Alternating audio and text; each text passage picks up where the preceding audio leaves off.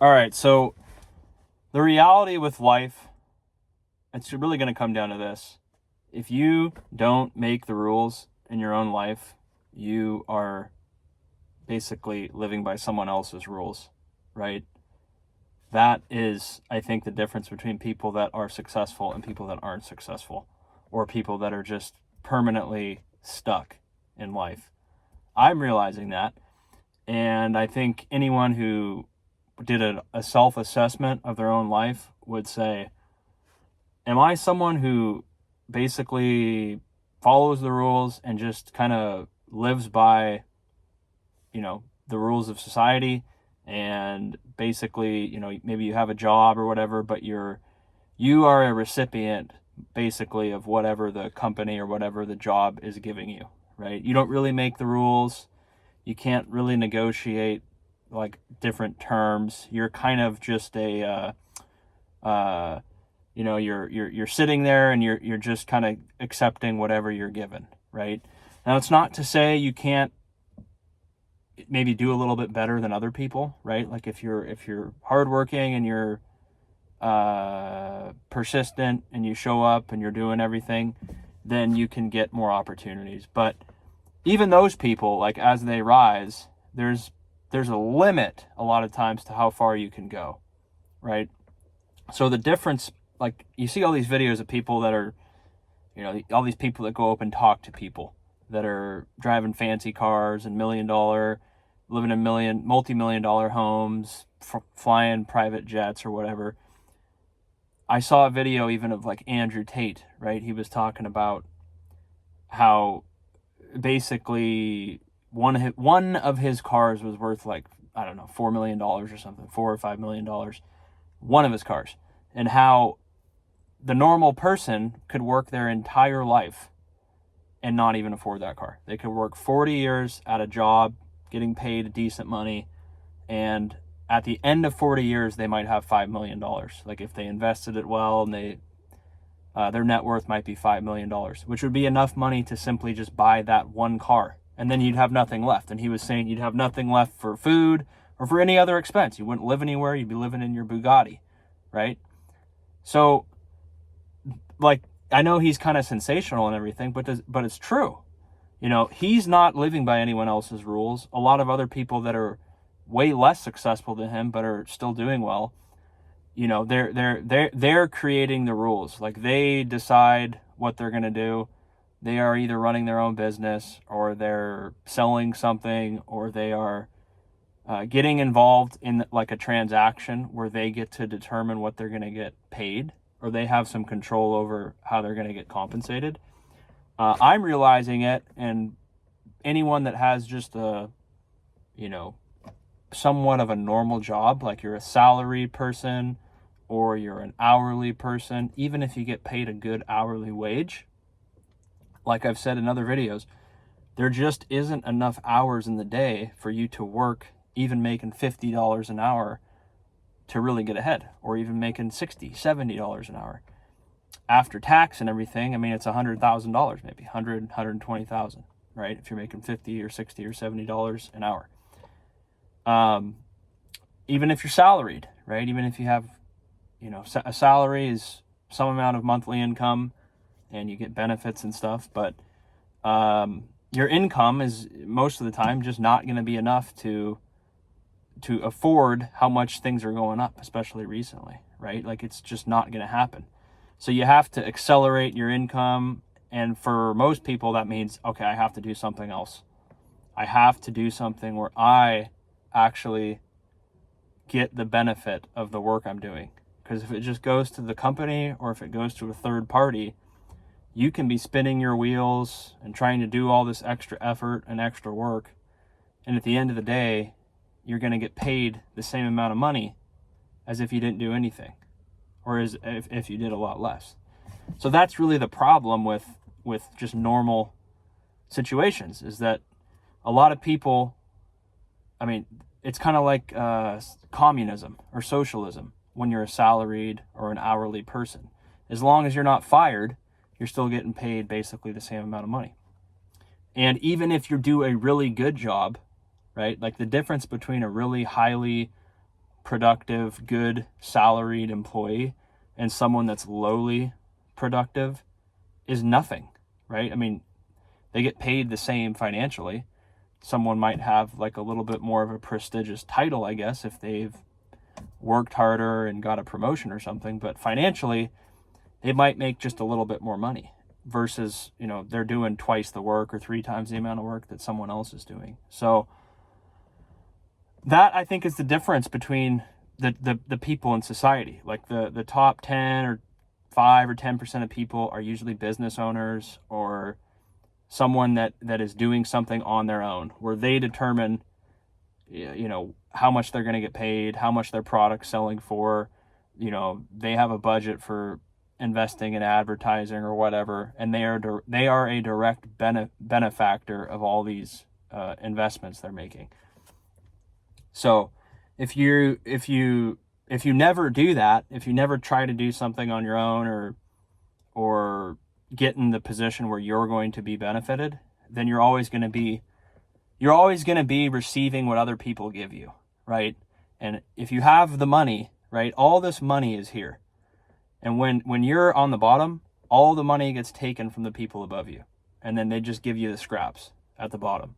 So if you're always kind of on the bottom rung of the economic machine, they're going to give you the scraps. The people at the top, the executives, the owners, the shareholders, their interests always come before the people at the bottom. So you're never going to get ahead as a person on the bottom, because they're going to give you just enough to survive, right? And that's why you see all the executives that make millions of dollars a year, right? I mean, that money could be evenly distributed to the people that are actually the employees that have been there, that are working, but they don't want to do that, right? Because they have control over that money before the people at the bottom get it. So, and I don't blame them, it's just human nature, right? If you had control over all the money, you're going to take more for yourself first before you give it to other people. Ask yourself honestly. I know people would. Like if you put me in that position, I would also take the money, right? Because if it goes to me or it goes to someone else, I'm going to choose for it to go to me, right? That's the inherent selfishness of people. And that is 100% what happens, right? Now, it's not like these executives are making $200,000 or $300,000. A lot of them are making $10 million, $5 million, $10 million, $15 million a year. So they're making, you know, the combined salary of 40, 50, 100 people beneath them, right? And so, you know, not to say that they're not working hard, obviously, but they only have 24 hours a day. How much can you really work? You know, you have to sleep, you have to eat. Pretty much everyone has to do something, you know, to provide value to the company. So if you have someone making $10 million a year and someone making $50,000 a year, do you really think that guy is working 200 times more than the guy at the bottom, right? I don't know. Obviously, the company thinks it's okay to pay him that much. And I don't really have a problem with it. I mean, it is what it is, right? We can't really change that. All you can do is say, okay, I understand that. I realize that the system is the way it is. And so if I want to get into the class of people that is doing better than just the low-level people, you have to either run your own business or you have to go the corporate route of trying to, you know, rise all the way up within a company, which is difficult to do. Because if you don't do that, you're just living by other people's rules, which is really what this whole video is about. If you are playing a game when someone else sets the rules, you're going to lose. It's like playing poker when someone can see your cards, right? You can't see their cards, but they can see your hand. So when you make a bet, they know whether or not to raise you or to fold or to call, because they can see your cards, right? They know that you have the straight, or they know that you have the flush draw. You know, they can see your cards. So it's not really a fair game. When you're on the bottom, you just get whatever they give you. You don't get treated good. They don't care. They view you as being replaceable, which in all reality, you are. And they're going to take care of themselves first. That's human nature. All the executives, all the people that get, all the shareholders, all the people that control the actual money with the company are going to make sure that they get taken care of before the workers do. They're going to give the workers just as much as they have to give them so that the workers stay there, but nothing more. So, and I remember that too. Like I remember when I had to get an internship.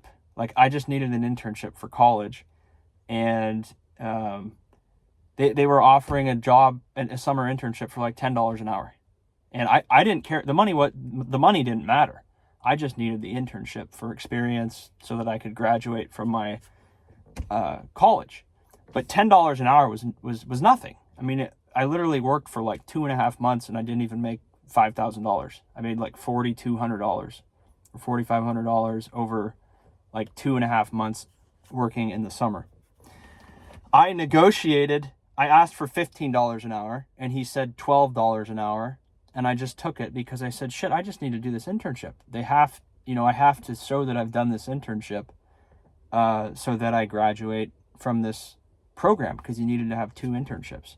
So I needed to get that internship, in order to satisfy the requirements of the degree. Now, the degree is pointless because the degree doesn't really help you get anything anyway. The degree doesn't matter. It matters, do I have connections? Do I know people in this industry? Are they going to be able to get me an opportunity? No one cares about what your resume has to say at all. It doesn't matter unless you got a bunch of experience and you're highly technical. It doesn't matter. So I took that just because I needed it, and I got $12 an hour. I made no money. It was a complete joke, but I had to play by their rules. Otherwise, they didn't care. They didn't really need an intern there, but they wanted the guy that was there was someone that went to the same college I went to, and so he got involved in it, but they didn't pay me anything. I mean, it was a joke, right? It was really a waste of time. I didn't really do anything of any value, and but it was a desperation thing. Like I just needed it, and so I took it. Of course, I wasn't gonna stay there. Like I would never work there for anywhere near that amount of money, because it's not enough money to do anything. Even this was 7-8 years ago. But even then, $12, $15 an hour is, there's not enough time for you to make any amount of money there, especially if you're not, if you have rent, everyone has to eat and pay for things, right? So anyways, I'm ranting now, but let me know what you think. I mean, you guys have to realize if you play the game by other people's rules, you're always going to lose, or you're always going to be at a disadvantage. So let me know what you think. Subscribe. See you on the next one.